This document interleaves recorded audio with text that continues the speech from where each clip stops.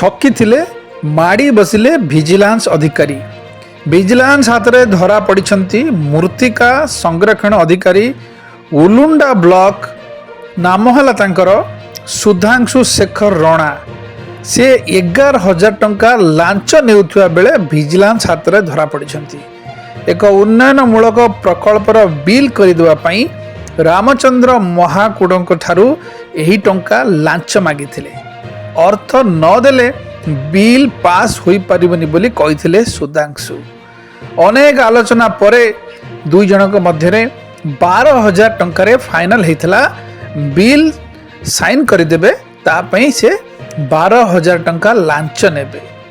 तेबे रामचंद्र टंका देवाई कही जिला विजिलेंस पाखरे अभियोग करथिले। योजना मुताबक रामचंद्र ठारू सुधांशु सोनपुर सहर पट्टाभाड़ी ठारे एही लांच टंका नेबे बोली कथा हैतला। ता पूर्वरु विजिलेंस ऑफिसर सबू छक्की के रहितले बाबू को काबू करिया पई। ठीक समय से पैसा नेउथिबा बेले पूर्वरु छक्की रहितवा विजिलेंस ऑफिसर माने तांको माड़ी बसिथिले।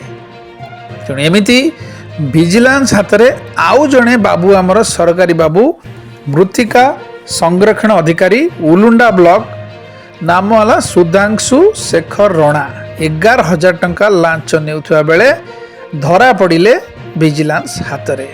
ओडिशा रे एमती सबु दिन कई ना कई आमर बाबू जो मैंने सरकारी बाबू से माने धरा होचंती। ता भितरे आंको ना भी आसीगला सुधांशु शेखर रणा 11,000 टंका धरा पड़िले विजिलेंस हाथ में।